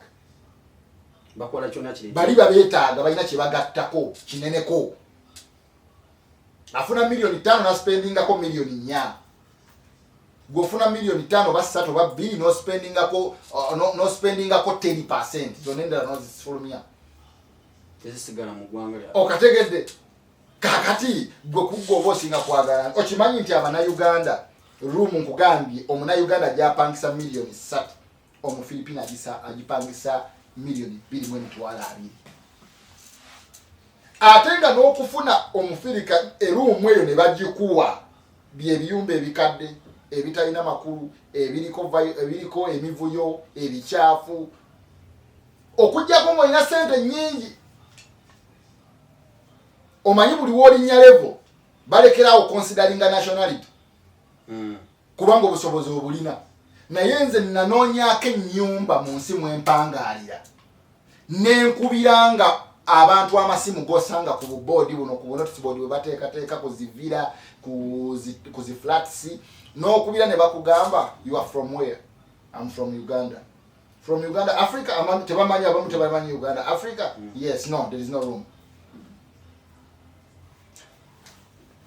Waliwo omuvubuka blogger ali mu Dubai one oba omumanyi iziti yani omusiraamu oyo blogger ali mu Dubai yakolako video ng'akulaga engeri how he struggled mumanyi to get a room bamuyitani bamuwane gundi n'obutuuze tebamuwa butuuze bamuwa golden visa ya 10 years yes anti oba butuuze at least ya struggling okunoonya room nze natyo kola video nga struggling onoonya room osobola okukubira abantu abasajja abalina ruumu nga 10 n'ofunamu omu ng'ate akusedde naye nga ruumu weeziri wano oba okategedde kati yensonga lwaki bali abantu babeetaaga nnyo gw'olina muddugavu naye ate abaddugavu tulina bye tukola ate bali batasobola kukola kibe bulaya olunaku olwaleero tubadde ne omukulu Kawuki Ronald nze Mr. Rovin oli ku YouTube okozesa manya ki nkozesa Rovin Media etambula ekya YouTube etambula nakuegeza manyize nti naziwumuza omanyi bati gwanziza mu interviews mbere naziwumula okakasa ebyaddala manyi YouTube eno yatuuka ekiseera nga abagirimu balowooza tuli mu competition okitegeera nga lwakutunulira akulaba nga threat okitegeera abamu balowooza yes YouTube ngazi nnyo naye kyovola nti kati waliwo abaakajja mu YouTube muno tebagimanyi nnyo ffe tuwadde mu YouTube emyaka bagimanyi ffe bino byonna tubijje mu YouTube okitegeera so nti nze YouTube sikyagirimu nnyo nti njikamulemu nti oba nwanira views oba zizze batezizze nze sikyali ku ebyo okakasa okitegeera kaona oli awaliwo genda asalanga abo tebakyalina views bakyanoonya ki muganda wange naye ate kati gwe level gy'oli YouTube ekuwaamu kati kaŋŋambe abantu batamanyi YouTube osobola okujja essaawa zino ofuna views wakatandika channel yes anti lwe naatandika okugamba nti views zeesaze otegeera gundi nawulira ono shower unfiltered abadde agikaabenako YouTube eri fani bwa wakajja soka nekuwa amaanyi notunulira abana abagibaddemu balinga abatalina kye bakola naye lwe linaatandika okukusala views nga ne bw'oleeta ne bagaa nti kabaka gwamuyina gwagenda omukyazi views zigaana nezigaana kanti nti eza noonalebo Kyagulanyi alina amaanyi nga channel yakwesibyemu okwegeza n'omukyaza muganda wange YouTube eriwo eti kati nga yakutadde eddamu neekuwa osegeera algorithm nekasuka ate yo tejjira nti bwebe kwambuse kukasuka bweti bwebe kwambuse soka nekukambusa bweti nerwe kasuka okuva neka nkubuuze nga gwa yaliko mu YouTube katono ali mu YouTube yali active ennyo mu YouTube abasajja bano benda baba YouTuber abasinga balina gadgets cameras na biki oba mostly bakozesa amasimu lwaki osinziddeko ekyo kukimbuuza nti okufuna numbers olina okuba ne quality lwansongo manyi lwaki nkubuuziza nina abamu bendaba nga tebalina views naye nga babalaga behind the scene nga bakozesa ebyuma anti YouTube is not all about machines naye kati kapito oyo omujjawo nga tolina views okuba ne simu yange ya teki it's about content nkimanyi okuba ne simu yange niyo banga tolina na content by the way YouTube nga yakuwadde kiringa bugagga sibufunangako nti bugagga buli awo nga bwazze niyo banga otudde waka weebase sente zijja that is YouTube yera tutakulimbanga nagamba nti ngenda kukola setting eriko kamera nnya mugenyi gwekyazizza nga alina short ye alina microphone ye alina microphone ya rodi emutudde ku sound stage nabali ku sound naba amataala mbalancing light nti nafuna views osobola gikola muganda nozimba studio ngenda we nagikola views nezikuzira omwana n'aveeri n'akasimu nga alina lutekinologi sound etawulikika bulungi content we bamulaba gwosettinga set nga ne CNN bwejegamba tujja kukozesa ono nga correspondent mu Africa ebyuma abirina muganda wange YouTube is all about content gwobawa osobola okujja n'osomesa abantu abasomesa baabo ate ebyo byokusomesa abantu muganda wange abasomesa gikole nga naye nze nina YouTube zendaba ez'abana Kenya nga ziri muda nnyo naye nga ne views bazifuna nekirala internet yaffe Uganda okitegeera naye twaffe ojja genda e Kenya nga internet nga GB Kenya egula nga siringi emu ya Uganda ni wano funa 1 GB so GB mutwalo ate nga internet yaffe bakuwa 1 GB ne bagamba nti egenda kola yes tuganye kisinzira lodi zoteekako nga wakalodinga 1 GB nga uploadinga ka video kamu negwako yino ne Uganda bwosanga yagamba nti oguze data wa 24 hours n'omukoze dakiika 2 kankubuuze oli bagamba nti nkwadani limited wano Uganda nobanga kapolodiga video 1 GB speeds nezesa nezidda ku 1 Mbps oli nagamba nkuwadde 100 Mbps nogendo zikebera ngoli olina 15 mpulira mbu wifi wano mbu ate yayaze za affecting companies ate za ngani zirize kati zisavano ziraba aba baina license abasimba bichi kati waliwo abana bagula ku savana ngawo neva ne savana yange wano ate ne duplicating ne njitunda abana bakola chaining ojimanyi chaining iliwera bweti kebo zoita munga zili ku router wana nakola chaining okuvana ku kizimbe Golden Plaza emachindi nga agabira paka gusabala bali ka wifi app nenga service provider ya musasula mitwalo 10 omwezi yo nabasolozo unako mitwalo checho achobola nti balwana Uganda internet ya pay so nze simala muntu yenna maanyi nga ajja mu YouTube eno temukijjamu nti nze gisoloza ekibenga marketing platform kigenda kukola yiso so kujja n'ogifuna mu kyozifunyemu mukama awakuwadde nekuwa ssente ate ne YouTube ennaku zonna yakyusiza genda ekalubyamu ebintu but advertisers abamu tebakya advertisinga ku YouTube abagabanga ssente nyingi oba nti ssente zeesaze ku YouTube kitegeera so era onsanga nga ndende njiriwa mu production yange nkola birala nga bula Buzz TV production tewebuuza kankubuuze YouTuber sente zibamusasula Uganda zawukana ne zibamusasula gwanga wanzi tebasasula nga ku YouTube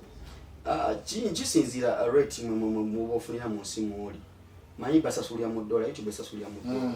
jasinzira exchange rate nga bwe ndi mu nsi nga bwe nebeera wache manyi to yetolo kwetolo ensi yonna nekisinzira mu sente zoli mu currency joli mu I'm talking about per view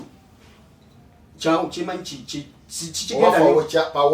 kigenda nnyo munda manyi buli muntu wakusanga gamba YouTube esasula eki nebo tukuumuhanso munyonyola YouTube engeri gyesasulamu mujja sulawo wayo wagamba kati wefuna ze views zange 10 sifuna mitwalo nga 2 najja nga zekola views 10 osofuna views video neko mitwalo 5 nofuna sente ntono oli najja nafuna mitwalo nga 1 ogwa views nekuba sente nyingi okusinga bafunye mitwalo 5 because kisinzira video bajira bamuwa that is what I was segera nti watch hours nazo zimata video cha sawa namba go ina dakika 10 so banange YouTube tuleme jifuula nnyo competition ba YouTube ngazi so uchaso okola content wo ina musajja wanga akola content wa soft ground ebikonde mumita bumbashi genda yokko nenkola nendicodinga yokko video netambula sebo ezo zitambula kati izo neimale kuyamba nesala negenda mu America ndaba sente kati nze nsaba nnyo nti video yanga oli mu America agirabe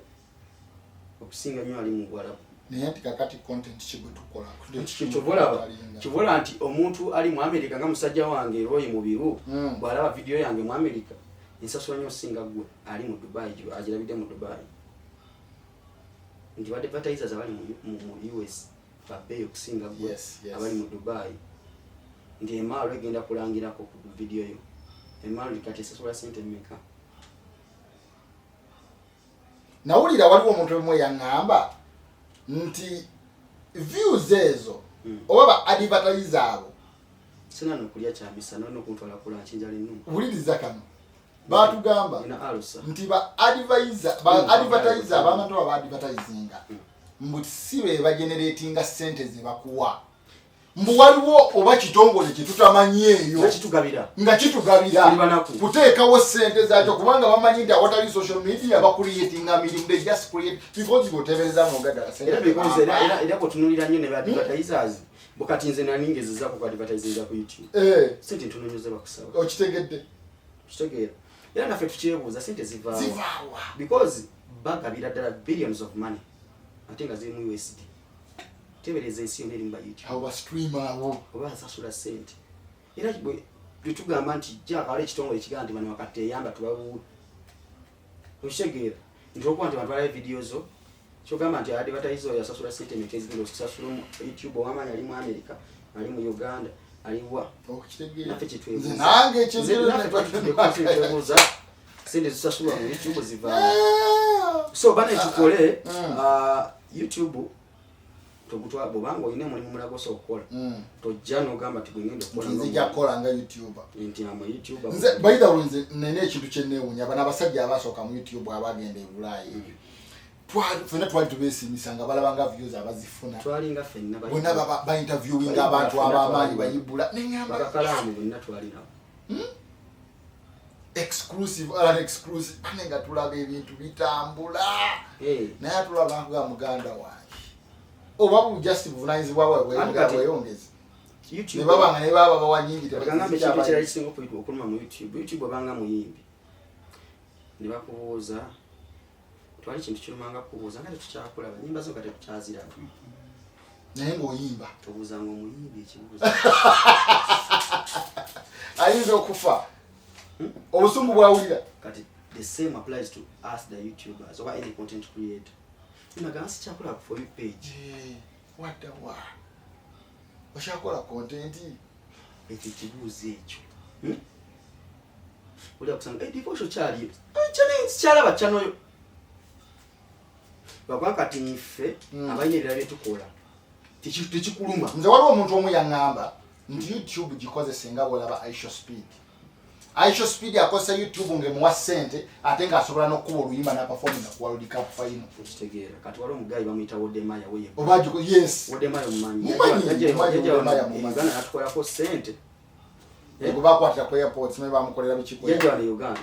n'atukolako ssente yagendeyo yasooka okulaga amaka ga Hamu yamuwa ssente meka ani yawana Hamu yasasula because yakola documentary ngekola eyogera ku business za Hamu oza Hamu yasasula ssente meka anti ulwagenda mu nsezi mara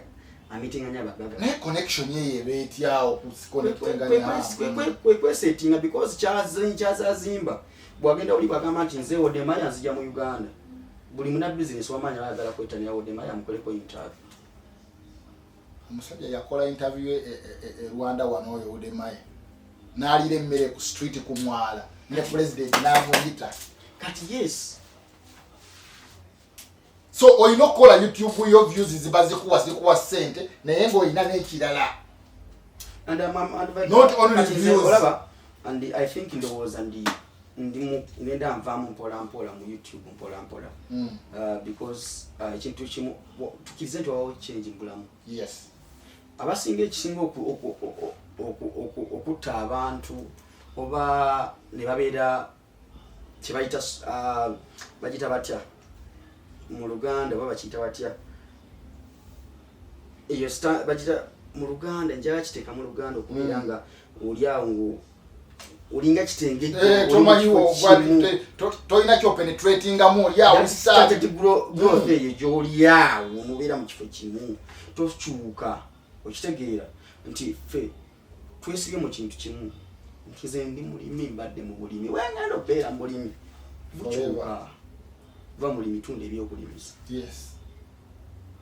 kitegeera diringa mu mataka kigendako mu mataka kati nze ntegeera nnyo production nti oyinza okuba nga tokyandaba ku kamera nga nina byenkulina emabega zimanyina okuleeta abantu abalala babeera mu kamera nze nga sirimu ukitegeera we have to change we have to accept nti waliwo change mu bulamu ukitegeera kibu kyanti nsigadde nkubuuza nti ogambye tolina ssuubi lyakuva mu kyeyo Dubai nti naye akaseera mu ttiimu obulamu bujja kutuuka bugambe nti Dubai ogikooye Dubai simanyi ddi ukitegeera right now naye akaseera kajja kutuuka omanyi ddi tuleme kubeera mu bintu webiti kituufu nti wenva mu maaso ga kamera ensi egenda kunneerabira wali tonaba kujja tewaliwo baaliwo kiri abantu bangi abakoze amanya nga bali mabega wa kamera ba producer babeera ne kamera ukitegeera so nti rodde ffe tumaze okuzimbako erinnya tuzimbye trust mu bantu nti nkyasa ogende wagu nagamba divorce yaze nti yakola production era in line mu bintu byenkola ki byendimu tuleme kubeera mu kintu mulimu myaka na myaka bwe mbasa onsanze ku YouTube nina walawo ojja okunsanga naye waliwo agamba mbere ku YouTube sigenda gitta naye abantu abakalakase YouTube wano Uganda oba kugivaamu baje abantu bakalakase YouTube bwanga okyafuna mu kyoyagala gibeeremu bwolaba ng'ogikamye bagattako n'oluseke yes bwanga otuuse ng'ogikamye ng'otuusiza nawe oli anti ogikamye otuusiza gite tegenda kugwira nze nali ku TV BBS mu mwezi ogw'ekkumi omwaka oguwedde gwali gwa 19 nosalawo kite neŋŋamba banna nolizayininga wale bagoba ani bakuyaddayo gwebagobyosa okuddawo n'oyingiraawo nze nsanga ne mukama wange Sembajjo n'aŋŋamba fayiro ekyali nzigule I resign neŋŋamba ngenda kukola production yange naye nga nebwenaviira ku TV nga ndi ku piiki nga buli kaseera nga ensi endaba naye nga mpulira nkisika tekijja nze nina ekirala ekinsika okukola nti I can be productive nga ndi mabega wa kamera eyo nsozimba omuntu omulala najja n'akola kyenkola oba kyenali nkola ekitegeera so tuleme kwesiba mu bintu nga twesibye sebo nange butipu ogenda kumpaayo ku butipu obumu obwa production tusanganga natandika okumbuuza nga sikyakola ku YouTube ndowooza mbabuulidde storo gisizaawo mujja kudda eyo mulowooze bannaye nga bakulaba ebintu ebimu babiwulira babiraba bakwate boogera lwakuba nti kale ne Uganda ebimu bikyakwebaza omukyala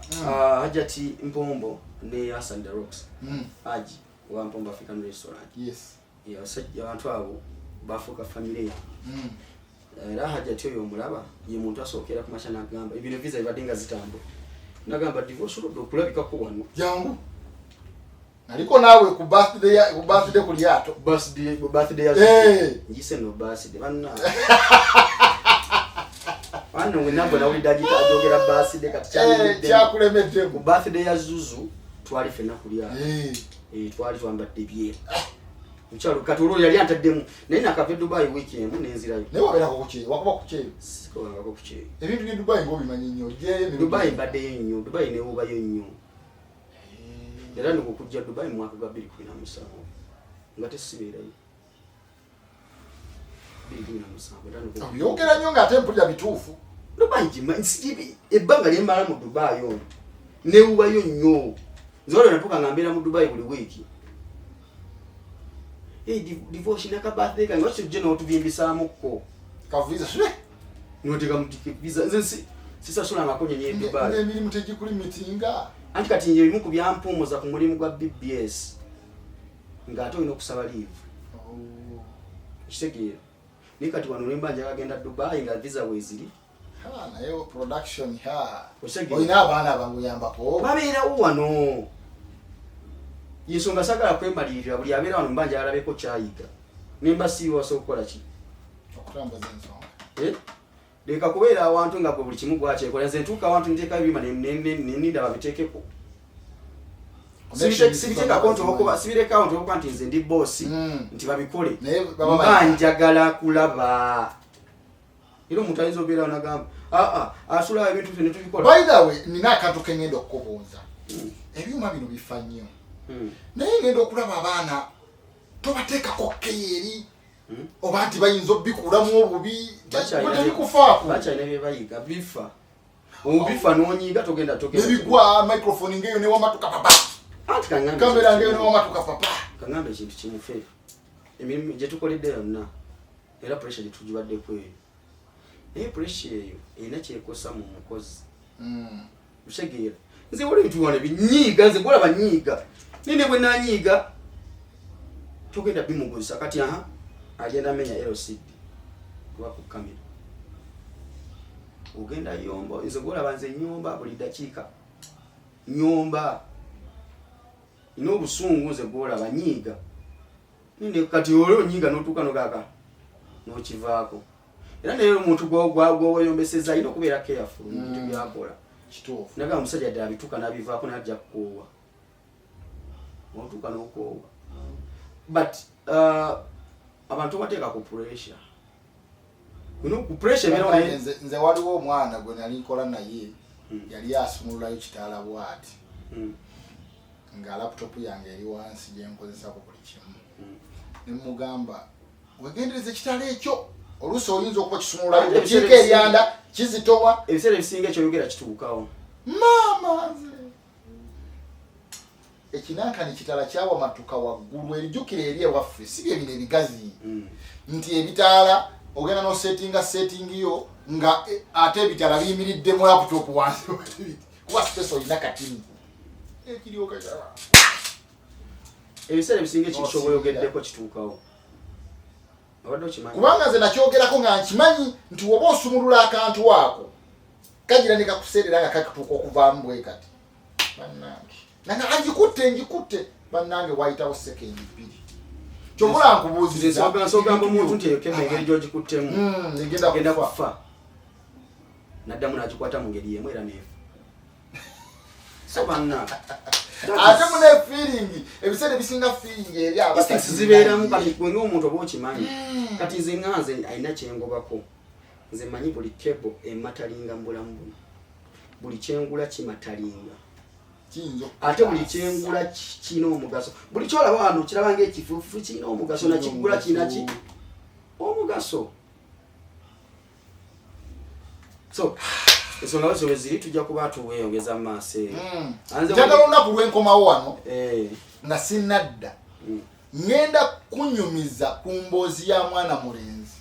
gwe baataminatinga ku mulimu gwa $5 n'ekitundu olw'okutwala akantu k'omuntu akaddira mweki dira mwemu yagobya omuntu neemugobya ku mulimu gwa $5 nga yakakola emyezi gumu n'ekitundu nga ne visa yaabwe empya naye ne bagamba komaawo byonna mukiveebula tujja kuba tubaddamu mukiveebula mbeera eyo yonna nze divorce matuvumbere bulungi